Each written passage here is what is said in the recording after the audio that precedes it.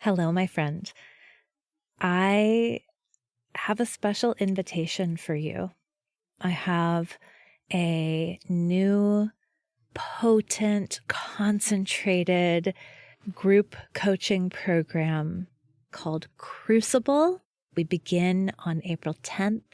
You can go check out timewitchery.com/crucible, and I'm going to tell you all about it at the end of the show. So if you're interested, stay tuned.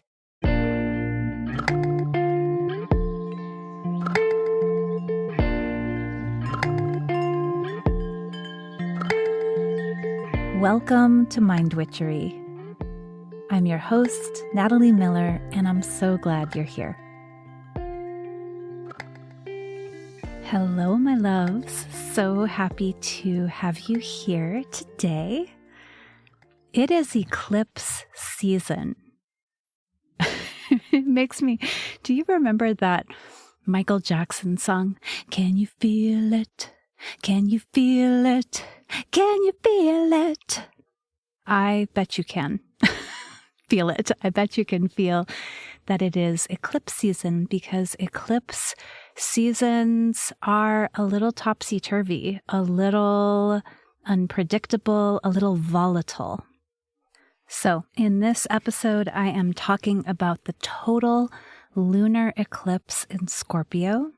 It is on the 14th/15th of May, late in the evening on the 14th for much of the United States, and then early for our friends across the pond.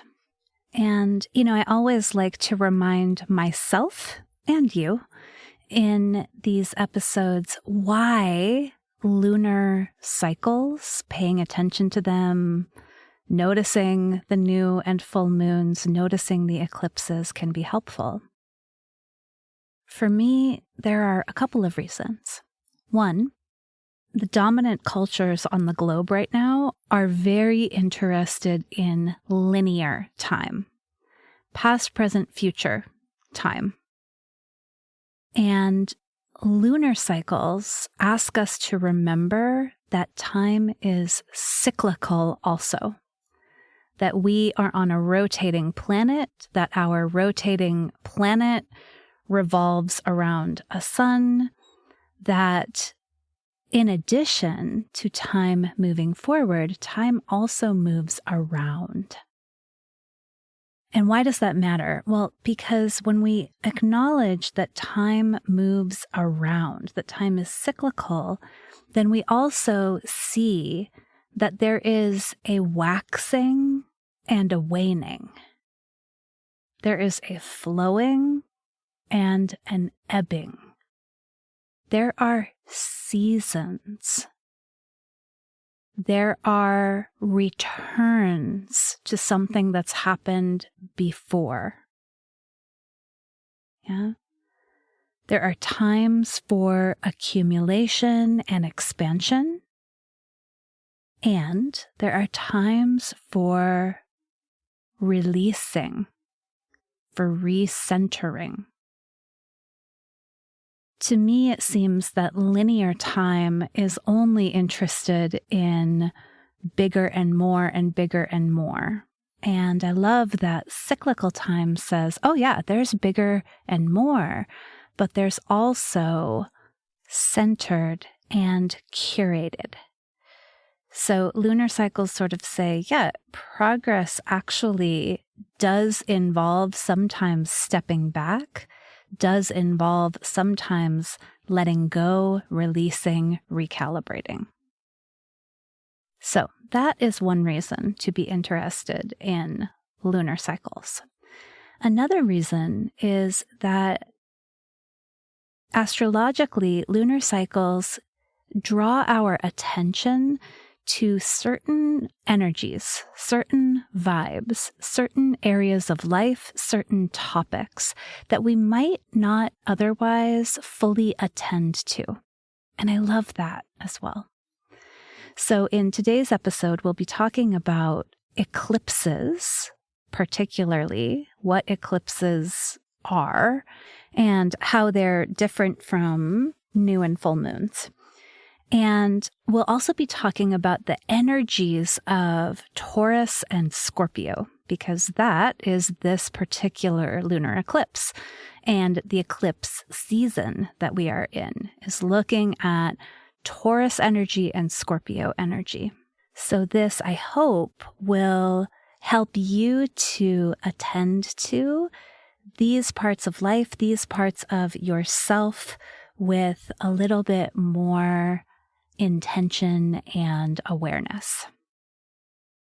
So, eclipses. Eclipses are showing us that disruption of the cycle is part of the cycle, right? So we can mostly depend on the moon's waxing and waning, waxing and waning.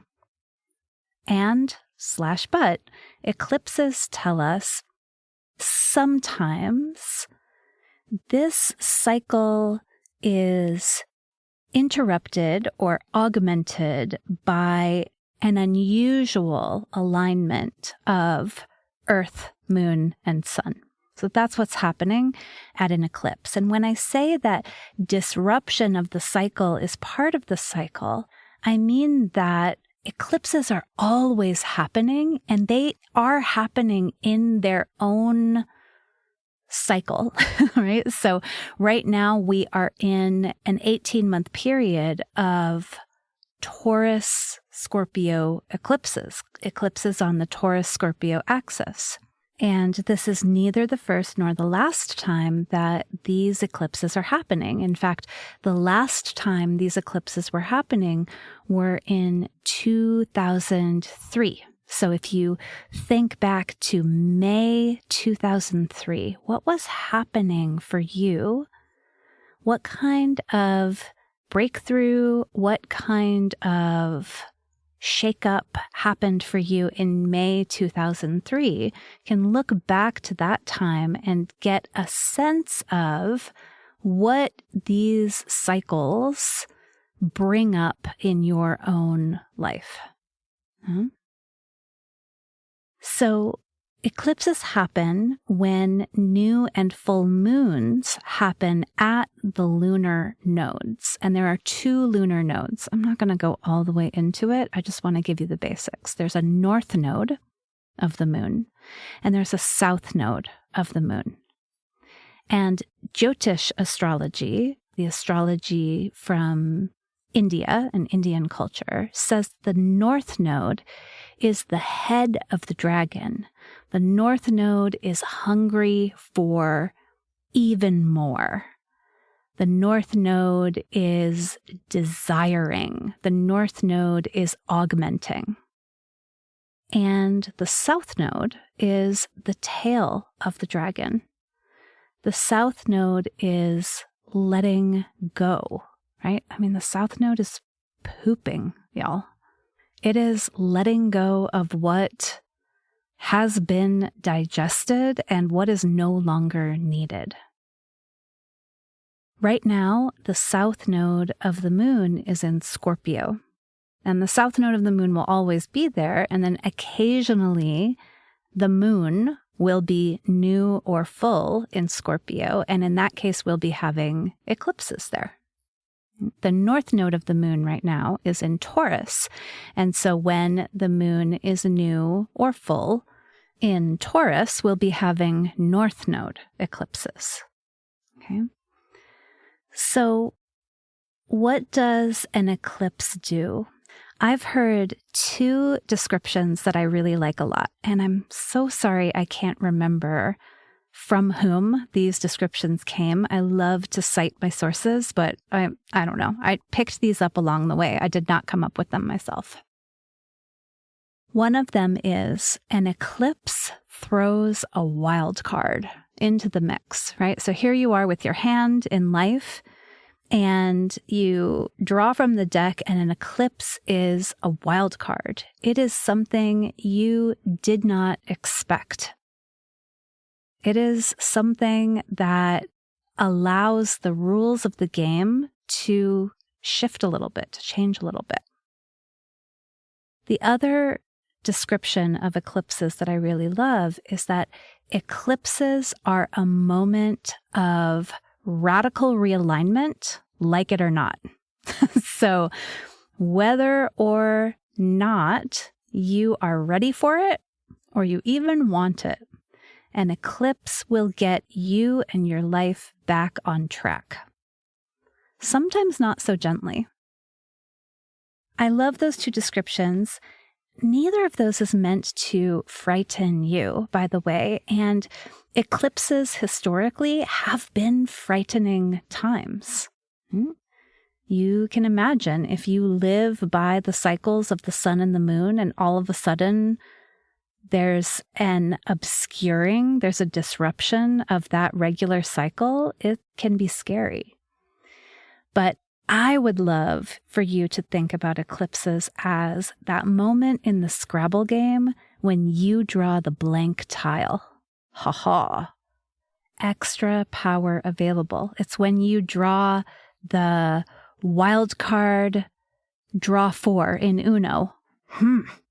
Yes, I get to change the game in this moment. So whatever unexpected is coming up, it is coming up in your favor. It is coming up for you to get to step right into it and to change the game. Now, eclipses are also insisting that we remember and we reckon with co-creativity, right? So you're not the only player in this game. None of us ever are, right? We all got a wild card plus draw 4. We all get the blank tile to change the game. Yeah. So remembering that too, I think is really, really important. And remembering that we're all in this together is really, really important. All right. So full moons generally are asking us to rebalance polarities that we find energetically in the zodiac. So let's talk about Taurus and Scorpio. Taurus is the sign of fixed earth. So Taurus has to do with the material world. Taurus has to do with stabilizing and grounding and abundance generating, nurturing vibes. Taurus is Venus ruled. And so Taurus is interested in values and in things of value, like what matters, right? Matter, material world, what matters. The North Node right now is in Taurus, and so all of our attention is being drawn toward what matters. We are hungry for what matters in this moment. Right? We're realigning our values in this moment. So that's Taurus. That's one end of the spectrum. Scorpio is on the other end. Scorpio is the sign of fixed water.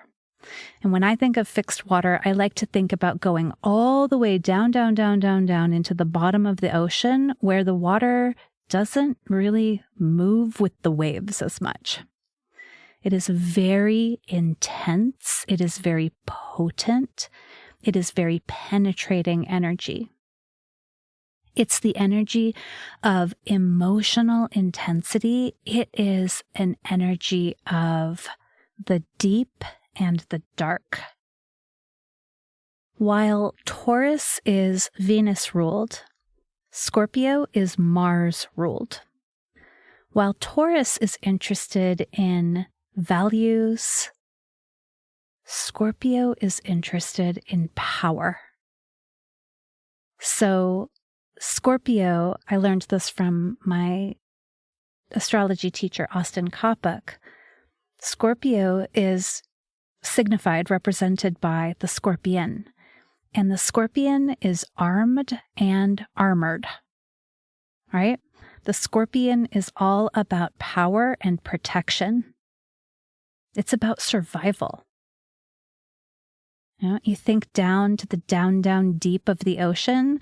There are some creatures down there that are the stuff of nightmares. They are like many-toothed and the darkest of dark color that we can even imagine. Like, it's wild what lives in the down deep of the ocean. And so this is our depth, our intensity, our power, our desire to survive. The South Node is in Scorpio right now.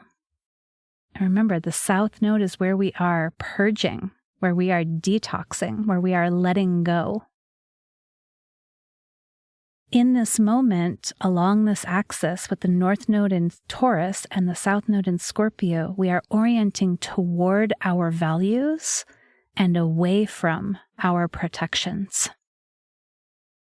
We are orienting toward what matters, what really matters, in a way that takes into account deep emotion, but also lets go that which does not serve us. So that's where we are right now in these eclipses. We are balancing these energies, and again, we are recalibrating, balancing them in a way that will have wildcards, will have the unexpected. You know, the phrase that just came to me, I'm sure you've heard it. It's like, let go or be dragged. So right now in eclipse season, it's like, let go or be cut off. Like, being dragged is actually not going to be an option. It's like, if you've been on the edge ready to jump, it is time to jump, or life will push you and you will be diving in anyway.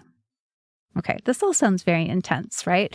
But I so hope you will remember that it is wildcard draw 4 blank tile energy that you are receiving. So even if it is jarring and unexpected, it is ultimately in your favor, in your empowerment. One more thing to say about eclipses in this Scorpio-Taurus axis. This axis is a fixed sign axis, right? Taurus is fixed earth, Scorpio is fixed water. So these are extra intense shakeups, right? The fixed signs are signs of maintaining, of sustaining. They are not signs that have a lot of shake it up energy in them.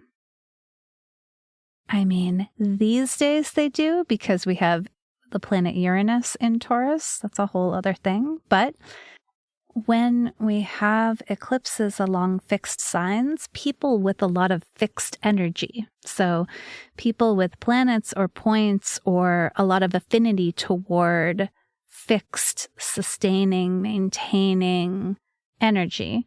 So this could be like earth sign folks. So that's Taurus and Virgo and Capricorn. They all have a little bit of the earth vibe, the stable vibe. And then fixed sign folks. So that is Taurus and Scorpio and Aquarius. Can be extra uncomfortable for those with extra fixed energy. So I'm sending you all lots of love. I have a lot of mutable energy and a lot of cardinal energy myself. So not difficult for me to surf the waves of uncertainty and change. Kind of comes naturally to me, but I know it doesn't to everyone. And I'm just advising you all to lean into your own power to create continuity through routines, through rituals, through the basics of self-care, right? Feeding yourself, resting, sleeping, moving your body, cleaning your body, caring for your body. That will help all of us as we navigate eclipses in fixed energy. Okay, so lunar eclipse in Scorpio, very close to the south node. It's a total lunar eclipse. And so we know this is about releasing and it is about letting go. But what is it that we are releasing and letting go of? Well, there's definitely going to be emotional release. And there's also going to be an invitation to let go of the ways that we are armed and armored, the ways that we are in our attack scorpion stance, so that we may more fully turn toward Taurus energy, which is regenerative, abundant, which is creating. Yeah? So this eclipse is really about a deep clearing of the emotional closets. And honestly, maybe even of the physical closets, like doing some release around what you don't need anymore, what doesn't serve you. It's going to be really helpful. So I will remind you that my friend Leslie Tagorda and I wrote a book. It's called New and Full Moon Rituals for Entrepreneurs and Changemakers. And this book gives you the journal prompts all written out. So I'm also going to share them with you here. But if you want them in written form, you can grab the book either as an ebook. You can find it through my website, or you can also order it on Amazon. So these are the questions that we hope will help you to do that clearing, to do that evaluation of your Scorpio vibes, and to allow yourself to evolve toward a better balancing, a recalibrating of Taurus and Scorpio energies. Yeah? All right. So we said that this moon is about alchemizing wounds to wisdom. And that's in part because Venus is conjunct Chiron in this new moon. And Chiron is the wounded healer. Chiron is the very, very wise one whose wisdom comes through what pain, what injuries he's endured. And Venus, co-present with him, is saying, oh my gosh, this is so beautiful. This is so abundantly healing. This helps us to align toward our values. This helps us to understand what matters. Yeah? So the first self-reflection prompt for this moon is, where do you see proof of your inherent regenerative power? You have an incredible ability to heal. You are programmed for healing. Where do you see proof of your regenerative power? And you could look at your physical body. You could look at broken hearts you've endured. Where do you see proof of your inherent regenerative power? This moon is also square Saturn, so the sun and Saturn and the moon are all sitting at a 3-top table. And Saturn is asking us to take radical responsibility for ourselves. Radical responsibility for our material and emotional reality. Saturn often asks us to get real. So here's the question. When we release some of that armed and armored vibe, when you allow yourself to be vulnerable, what is revealed?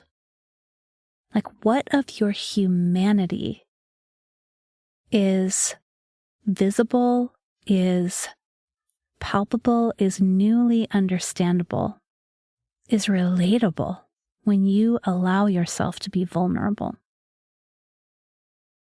In order to take responsibility for our emotional reality especially, we're asked to pause, to tune in not only to the mind, but to your belly, to your heart. So taking a moment to really get intimate with your own material reality, with your body.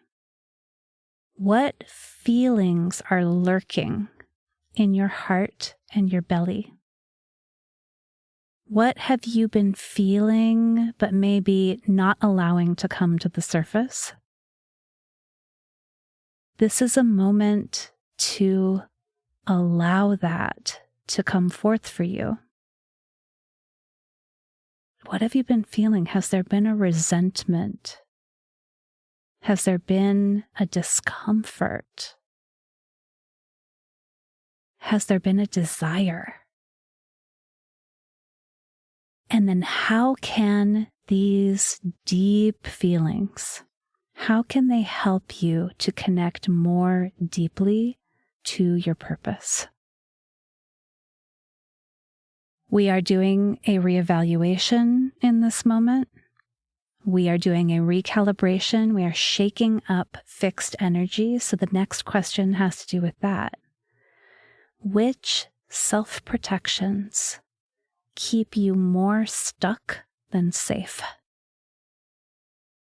Right? So basically, where is your armor getting in your way? Where is your self-protection preventing you from moving forward, from moving toward what matters? Oh, that question. You could really just answer that question, and that'll do it for this eclipse. That is what this eclipse is all about. And then finally, you are meant to remember always, but in this lunation for sure, that you're not alone, right? Remember, this is all co-created. It's all co-created. So remembering you're not alone, how can spirit support you on your healing journey?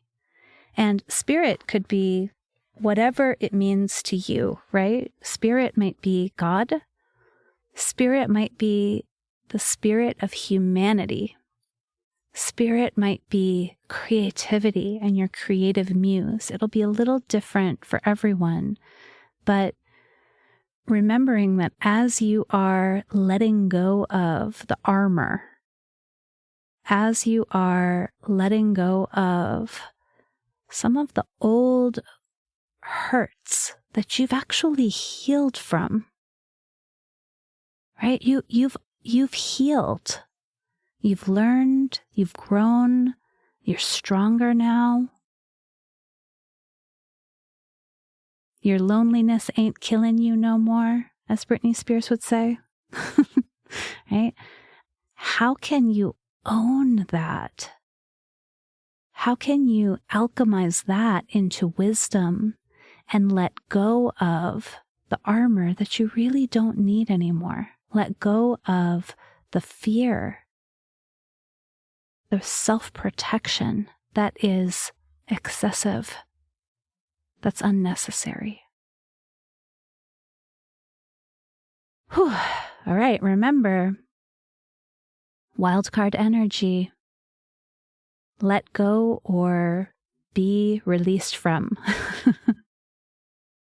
And know that this is part of a much bigger cycle, and that whatever it is that you are courageous enough to let go of right now, releasing that weight, releasing that hurt, releasing that toxicity, releasing that resentment, releasing that is what is going to enable you to move forward a little freer, a little lighter, and a lot more powerful. It's going to let you use that blank tile, that wildcard draw 4, in a way that changes the whole game for you. Whew. Well, that metaphor went a lot further than I thought it would, but you know me, that's going to happen here. All right, my loves, take excellent, excellent care of yourselves, please. Again, grounding into the simplest routines is going to help a lot. And I hope you'll make time for these self-reflections. You know, they could happen in a journal. They could also happen in the tub. It's a watery full moon. They could happen in a swim. They could happen in a walk by the ocean, in a walk by a creek. They could happen with tea, gentle and sweet. All right. I wish you tons and tons of love, and I'm excited to see how the game changes for all of us. Thank you so much for listening. Bye for now.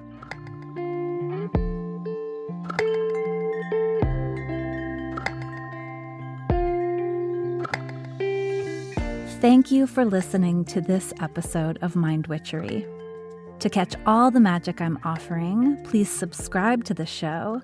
Or if you want a little bit of weekly witchiness in your inbox, sign up for my Sunday letter at mindwitchery.com. If today's episode made you think of a friend or loved one, your sister, your neighbor, please tell them about it. We need more magic makers in this troubled world. Like all good things, this podcast is co-created by stellar people. Our music is by fabulous DJ, artist, and producer Shammy D. Our gorgeous art is by the sorcerers at New Moon Creative.